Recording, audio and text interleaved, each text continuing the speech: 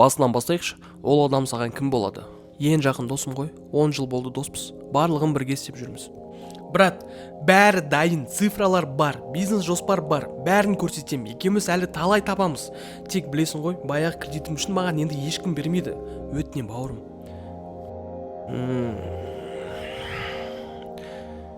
Жарайды бауырым, давай. Сіз өз атына оған кредит алып бердіңіз, бәрі дұрыс қой? Иә, Оған болмайды екен. Тек мен атыма берді. Ол маған туғандай ант етті ғой. Бұлай болады деп ойламаппын. ақша дайын, брат.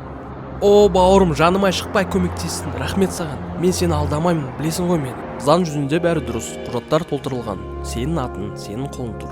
Мораль жағынан иә, бұл сатқындық. Бірақ заңда мораль жазылмайды. Абонент временно недоступен. Перезвоните позже.